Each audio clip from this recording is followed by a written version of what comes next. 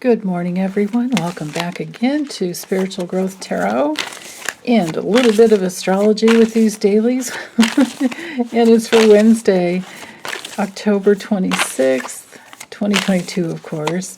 The moon is still in Scorpio, about midway, and it's opposing Uranus this morning. So we could have some major breakthroughs, some major aha moments that come through. And it's also trine Neptune, so it's very, very possible that we wake up after having a dream that helps us in some way.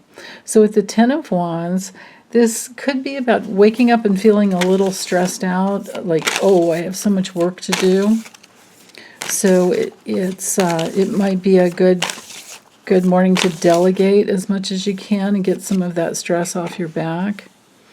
And with the Seven of Cups, the message with this card is to remember that you have options. Always remember that you have so many options and different choices to make.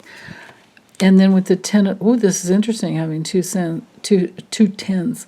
With the Ten of Swords, you're done with something. So this is really an interesting combination here. And this may not fit, of course, probably won't fit for all of you, but for some of you it'll be spot on.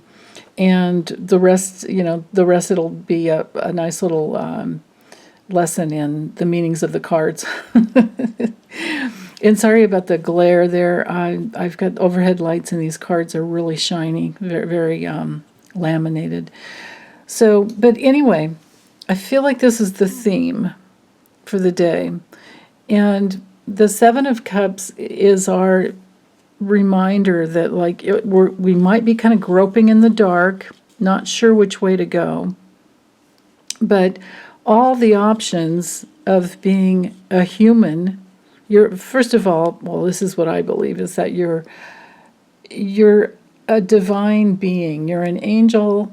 You're a part of all of the beautiful things in the universe, a part of God, a part of Christ consciousness, a part of whatever you want to call it, without putting religion into it, because I just don't.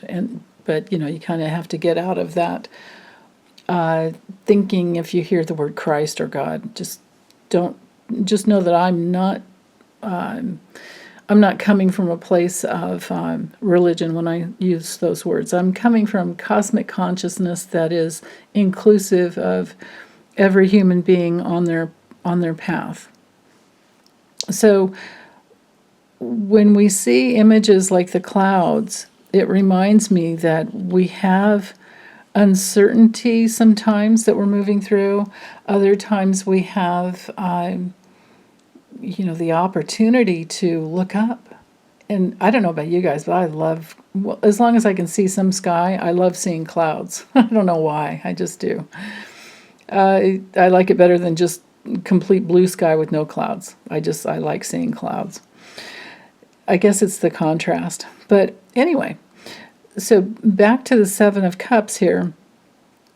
We have what I call getting under the veil, Christ consciousness, coming home to yourself completely. Again, I don't put any religion onto that, but to me, Christ consciousness is something that is the utmost of compassion, which goes with Neptune and Pisces that we are going through with this transit all the way through until 2025. Neptune has been in Pisces for years and will continue through until 2025. So we still have all this time to get on our spiritual path and feel better. Get out from under the burden of, and I know it's hard being human, but get out from under the burden of feeling like we're overwhelmed and that we have to worry all the time and we just have to work really hard. Maybe that is not the right way to go. Maybe that is a bit of just the pie in the sky kind of, well, not pie in the sky. It's more like what is it that's within us that makes us think that we have to work so hard? like, what are we going for with all these different options? If we have to get under that veil of illusion and find our real self that's hidden, because we have to go within in order to find it. And we have a castle here. Do we think that we need a big castle in order to feel better about ourselves? Nah, I don't think so. Do we think we need a lot of jewelry? No. In fact, I can't stand wearing any jewelry because I hate the way it feels. For a little while I can because I like to look at it, but other than that, it's to wear it all day long, it drives me insane. Do we need to have a lot of, pats on the back and be seen by others? I mean, it's a real need to have your creative self-expression, but do we need to have a lot of it to feel good about ourselves? I mean, do we need to have a lot of attention in order to feel good about ourselves? Do we need to have control and power over others in order to feel good about ourselves? No, we don't. I mean, we think, so if we have, what happens is if you go on the path and you're trying out all these different things, because you can work yourself to the bone and have jewelry and have attention and have power, and you can do all those things, and you can be sexy, and you can you can have beauty, right? We've got vanity, sexuality. I mean, we have all of these things. But then again, that snake could be transformational too. But none of those things are going to make us happy until we get. The only thing that really is going to make any one of us happy is to get underneath that veil of, we could call it illusion, and get in touch with yourself. Because that's the only place where happiness really, really comes from, is from your connection within. And once you're there, none of this other stuff matters, and then you stop betraying yourself. And it's interesting, one of my friends told me, hey, look at those fingers. It looks like a little, meditative mudra, like the way, they'll hold their hands like this when they meditate. And he's just laying there. But notice also that the sun, well, here, if I set the card down, you'll see it better. The sun is coming up here. Yeah, we have dark clouds, and that's probably the ocean out there, but then we have the sun that's coming up here. The Ten of Swords is we're done with something. When it comes to what that might be, well, it could be being stabbed in the back. It could be being betrayed. It could be betraying yourself, no longer betraying yourself because you've already tried all these things and it didn't make you happy. So you're not going to work yourself to death anymore. Maybe this is about creating a very simple life.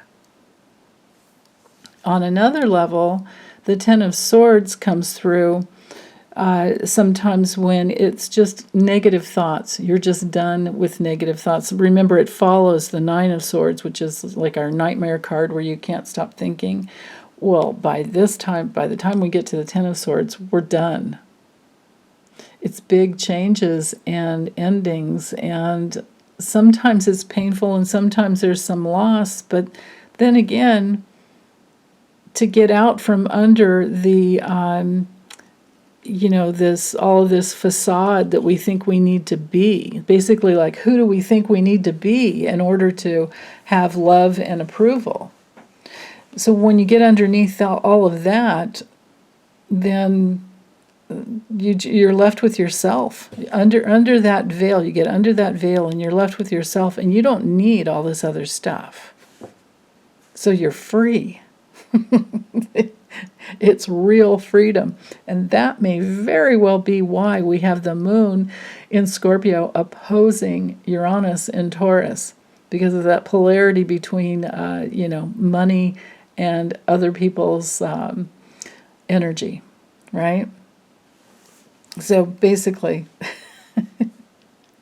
I feel like we can have a very big breakthrough today. So that's my hope for you. And or you didn't need a breakthrough at all, and these, it's just a little lesson in the cards. It could be that, the meanings of the cards. But anyway, feel free to comment and let me know how your day went for you. Okay. Thanks, you guys. Take good care. Bye.